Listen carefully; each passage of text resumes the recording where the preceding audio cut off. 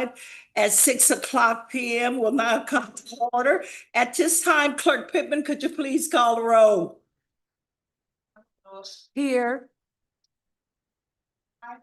Councilwoman At this time, Clerk Pittman, could you please call the roll? Here. There's a fake Ella lip sync.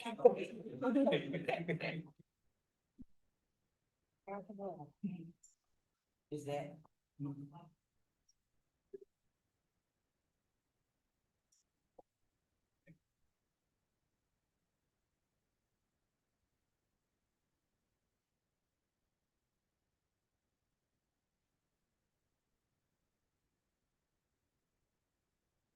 I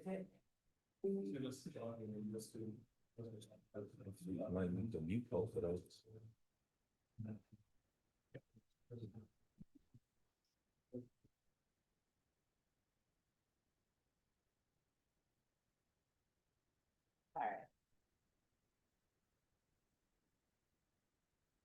Okay, let's try that again. Councilwoman Noah. Here. Councilwoman Covington. Here. Councilman Cassoff. Here. Councilman Franklin. Here. Councilman Palmer. Here. Councilman Williams. Here. Mayor Jones. Here, a quorum is present. I believe after several emails, this meeting has come to about.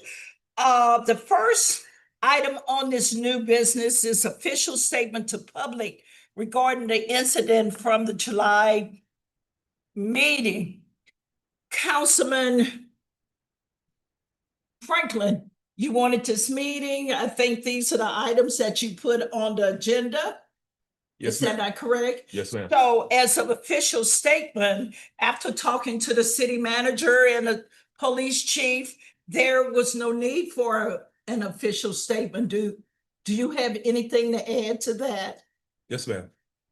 So as the councilman for Ward 2, I got a lot of feedback from residents within the community over the last month asking for an official statement from the council regarding the events. Most of you, well, the council knows and the community know that I did go on the record and ask for the resignation of Councilman Williams based off of his conduct at our last meeting and over the last year. Did not expect him to resign, but I thought I needed to go on the record with where I stood. And I just thought it was prudent as a council for us to have an official statement, whether it was any sanctions, condemning the behavior of all parties involved, but just to remain mute and sweep it under the rug. That's not what my constituents wanted. So that's why I asked my council if we wanted to prepare some type of statement. Councilman Cassoff.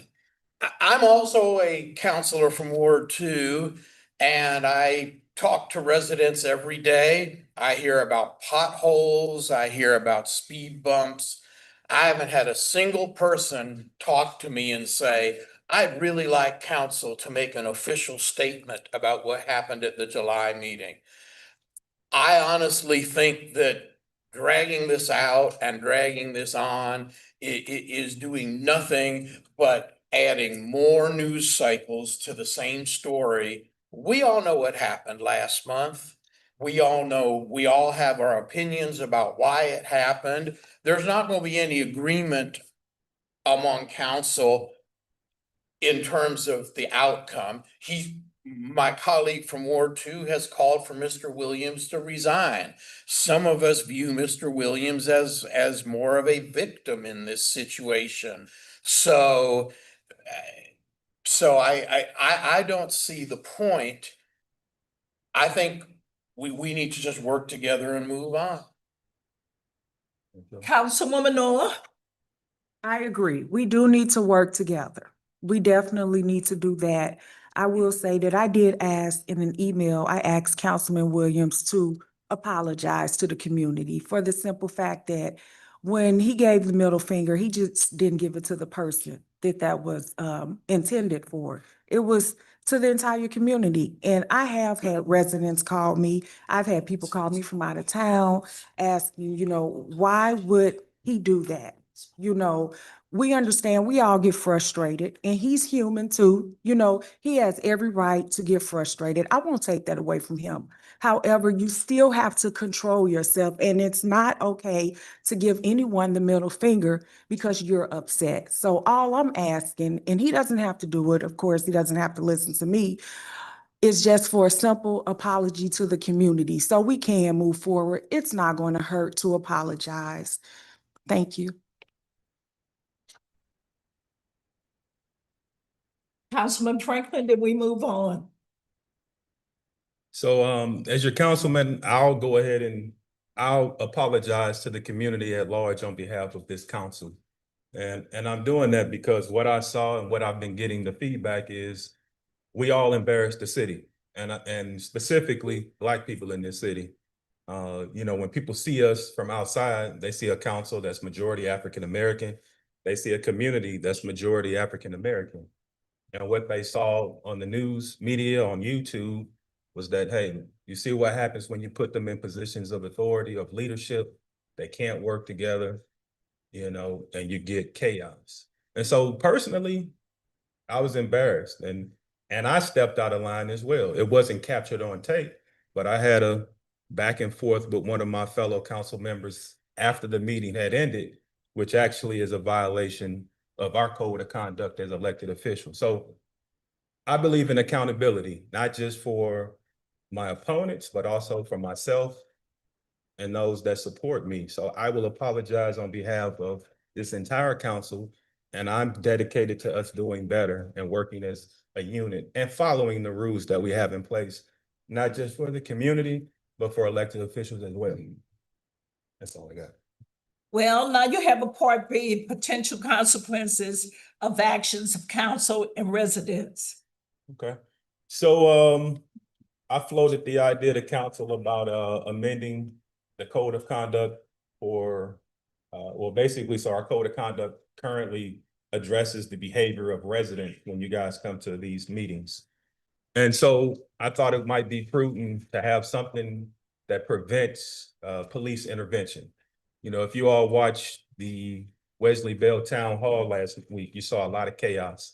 You saw a lot of disruption, and then you also saw police officers physically assaulting residents. Now, that wasn't. That is not a true statement. I was there and I saw everything. So perception is reality. So what I was not there, but I did watch the Facebook live streams, and the way some of those individuals were handled by law enforcement, somebody's suspended now, pending an investigation. My point is, no matter if you think it was assault or them just doing their due diligence, I don't want that to happen to Ferguson because of the optics. So if we could put something in place to prevent law enforcement from having to physically remove an individual that repeatedly breaks protocol and procedure, I think it would be beneficial if we did that. So I've already passed out some handouts to residents for you to review it because, again, I serve you.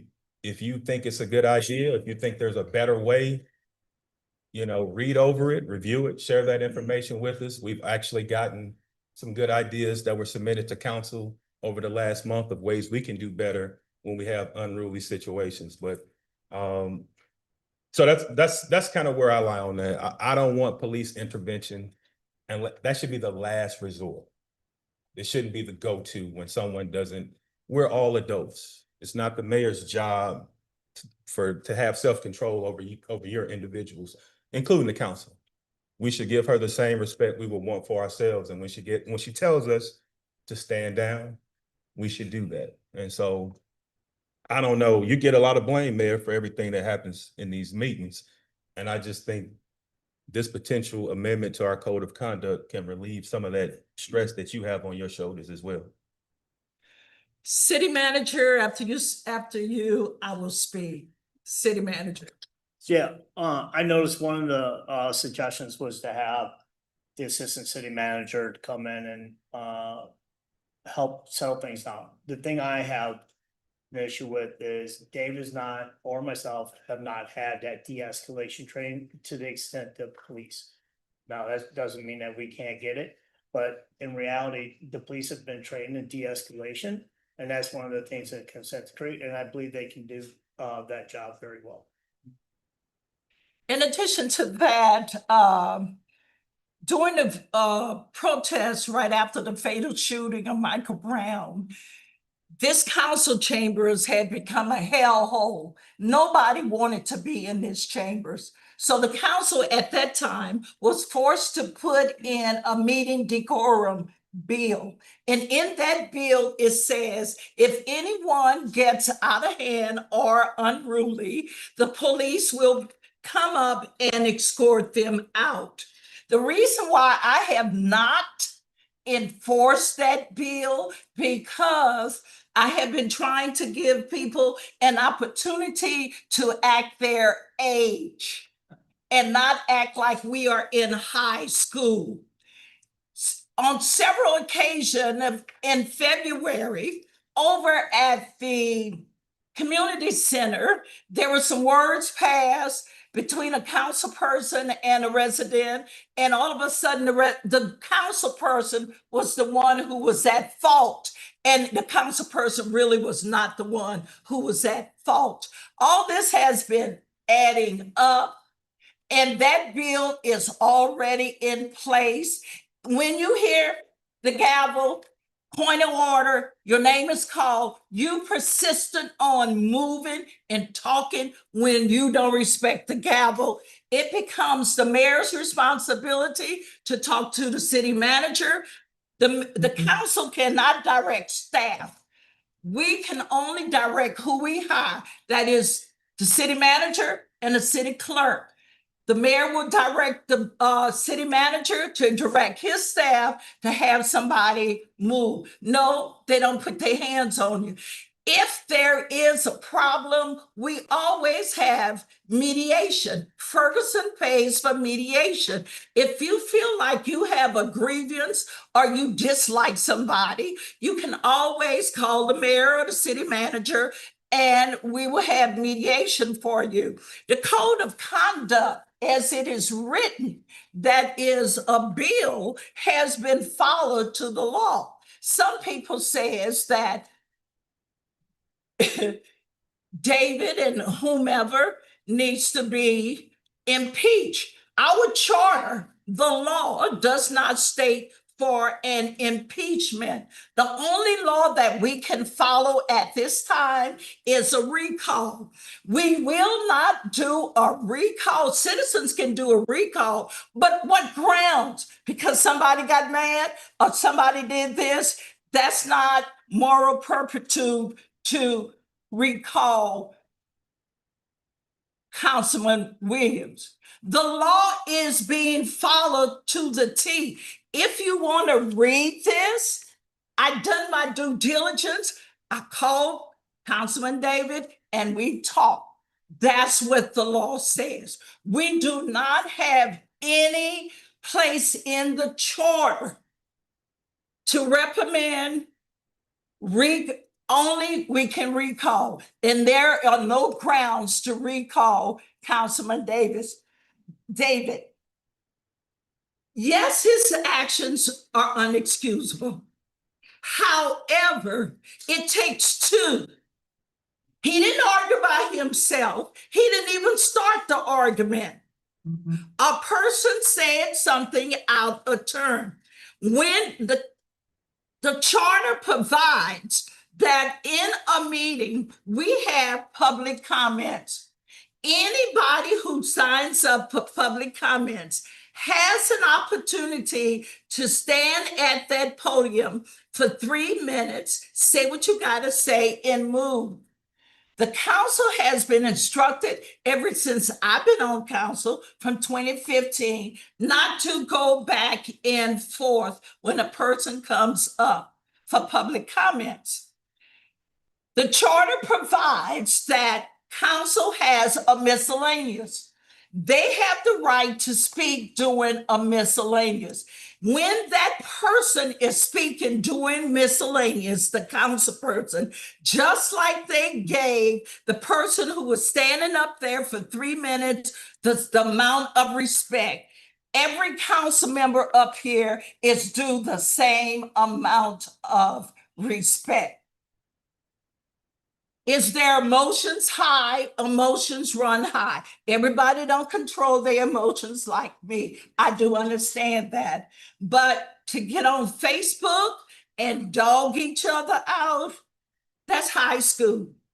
That is not professional. We have other pending things in this city that needs our attention instead of keep going back to July 22nd and rehashing everything. So Councilman Cassoff asked to speak, you can speak. Thank you, Mayor. And I want to reiterate what the mayor has said. You know, when I started on council last year, you know, the mayor disagreed with me on some things and we went back and forth every now and then, but it was done with respect. And ultimately, I work with Mayor Jones. Mayor Jones works with me. You know, she probably wouldn't endorse me if I was running for governor, but you know, I'm not, so it's not an issue. Um, and what I would say, especially to the people out there who don't like me, I think most of you like Mayor Jones. No, they don't. Well, maybe they don't today, but they did yesterday. And you don't understand, perhaps, that when you repeatedly bring this meeting into disorder, you're not disrespecting David Williams. You're disrespecting Mayor Jones because she's the one charged with maintaining order here. The rest of us are just bystanders in a situation like that. And I think David probably now wishes he had just sat there and kept his mouth shut. And you'll probably hear from him later on about that. I've been around a little longer and I'm a little bit better at keeping my mouth shut than some people, but look, if nothing else, let's respect the chair of the meeting. And let's do the right thing here. As far as the code of conduct is concerned and amending the code of conduct, we're all familiar with the story of the arsonist firefighter. There's some people that join fire departments and then they go light fires so that they can come in and put the fire out and be the hero. And the fact of the matter is, the disorder that has happened in the meetings this year was with the followers of a particular member of council, the supporters of him. And it didn't happen like this last year. And now he is proposing to amend the code of conduct. I'm gonna say this. If you do what the code of conduct says, there's not gonna be any problems around here. If the people sitting up here behave according to the code of conduct and the people sitting out there do the same, we'll have civilized meetings, we won't have problems, and we won't have folks from the news coming here with their cameras because somebody tipped them off that it was gonna be fireworks at a meeting. So, you know, that's all I've got to say. I mean, if we all just follow the code of conduct that we've already got, nothing needs to be changed, nothing needs to be upgraded. We just all need to follow the rules and everything will be fine. Councilman Williams? Thank you. So first and foremost, I did not do that gesture towards the entire crowd. It was to one person. But however, that can be seen as an embarrassment to the city staff, and the council. And for that, I apologize. I've already apologized in the city email. My last interview with Fox 2 News, I apologize. And I also want to apologize to my supporters and people who voted for me. That wasn't professional, but I have been getting heckled for over a year. Thank you.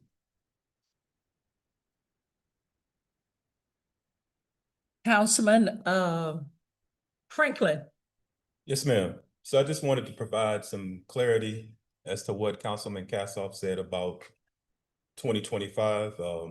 If I recall, July 2024, there was a big blow up during a council meeting when I was not on council that involved David Williams and a particular individual from the community at the rec center. You might want to go back and watch those videos. So This started happening long before I was elected to office and long before, I guess, as you coined, my supporters started disrupting or whatever you said.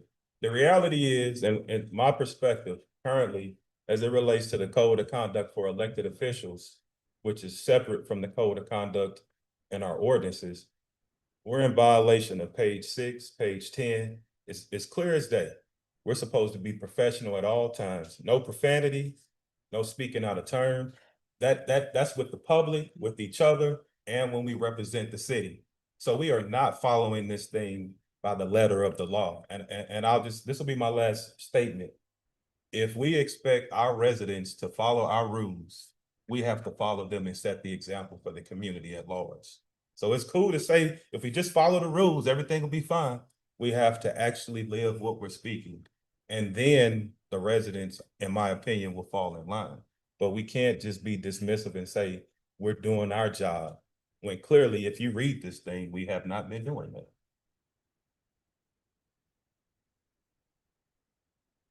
I believe that everyone is grown. And you are held responsible for yourself and no one else. You cannot make people do what is right. Everyone in here has been in a meeting where Robert Rules of Order is parliamentarian rules. I just left Jeff City 2 weeks ago chairing a meeting. It never escalates to the point that this has been escalating, because people have decided that they are going to do what they want to do, and irrespectful to what the mayor gavel does, they have decided that they're going to do what they want to do. And I'm going to say this again. I spoke with David. David just gave an apology. However, everyone has to govern themselves. And everybody talk about they want respect, but you got to give it in order to receive it. And the level of disrespect that comes from out there to up here is ridiculous.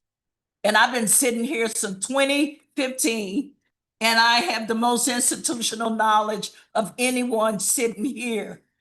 And the level of respect that we endured from 2015 until we wrote that bill to pass about the meeting decorum, it was horrible. And I see it escalating now. If you don't like somebody, that is your personal business. I know a lot of folk don't like me. I don't care. Get a ticket, stand in line. However, when it comes to this meeting, and when you hear that gavel, you're supposed to stop. Folk in that audience don't stop. People feel like they're being picked on up here. Some people are going to retaliate. Some people are going to get mad. If you keep picking at somebody and keep picking at somebody, they are going to get upset. No, everybody is not like me.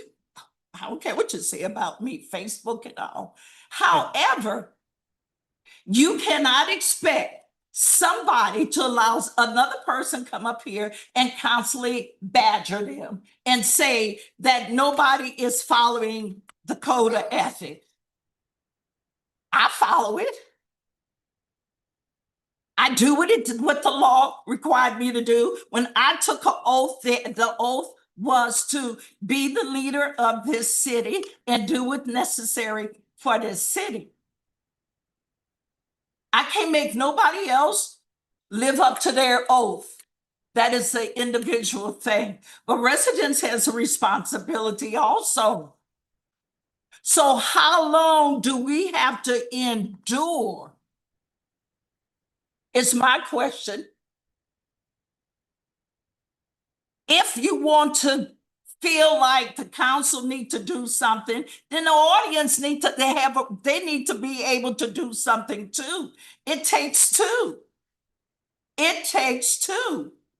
If they don't start picking at people, then nobody will feel like they're gonna have to use their emotions to get a person off them. That's all I have. The next item on here is update of investigation of the farm bomb events over city Zoom. Yes, ma'am. So, City manager. yes, ma'am. We have talked to our insurance company, which we have a cyber insurance plan with. It was not really a bomb, it was more of a takeover of our Zoom. And it's kind of hard to defeat that. However, we did work with them to put the necessary steps in that we have today to stop that from happening. So the investigation, like they said, you're really not gonna catch these people. Because basically they've just taken over the whole thing, and like I would talk, it would pop up as me. If you would talk, it would pop up as you. So it would, whoever was talking, it took that person's spot. So it was more of just a takeover than, someone just getting in there. So it is hopefully corrected. We're trying our new system out tonight. But however, during the budget season, we said we were going to this anyway, and now it's the perfect time. And we should have no more excuses. Okay. Anyone else?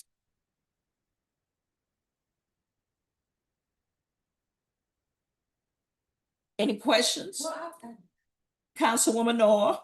Well, thank you, Mayor. I'm glad that we did put something in place because when this initially happened in the Human Rights Commission meeting in March of 2024, when someone named Albert got online and harassed the commissioners and called us the N-word,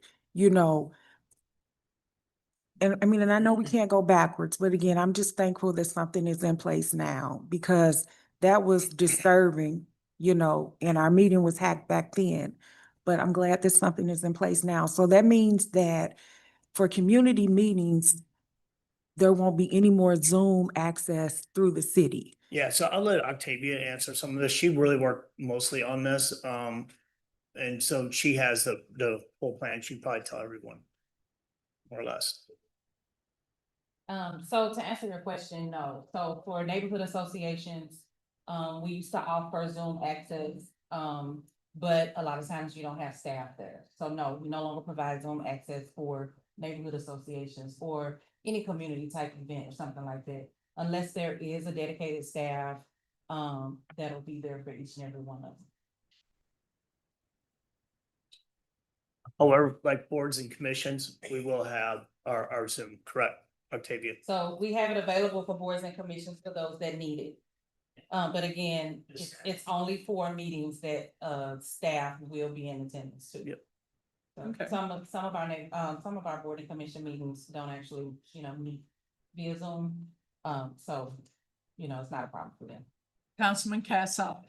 If a board or commission doesn't have a staff member coming and is therefore not eligible for city Zoom, can they publish an agenda with a non-city Zoom and have a virtual meeting, or do board and commissions have to meet in person at all times from now on? I don't know if we necessarily took the conversation that far. I think if it gets to a point to where there's something that a board or commission comes up and needs to have it, then I think we could probably try to make sure that we have someone available for it, if that's what you're asking. But if you're asking for something on a more permanent basis. No. But I mean, sometimes they like, if planning and zoning has one quick thing they've got to consider. And they need to get together for that vote for a 10-minute meeting, sunshine wise, if it's a virtual meeting, it's got to be published. I think we would prefer to make sure that anytime we did anything like that, we kept it in time. The city would provide them. Yeah. Okay. Yeah, so and that's why I said, if you have a situation like that, we would just try to make sure that we did everything that we could to make sure staff. Speak with the city clerk in advance. Okay. Yeah. Great. Or you can speak to me if city clerk's not, then I'll make sure our staff is there. Okay. Anything else about the new system that's being put in place? Okay, if not, I request a motion in a second to adjourn. So moved. All in favor? Aye. Any opposed? Ayes have it, we are adjourned. The regular meeting starts at 7 o'clock PM.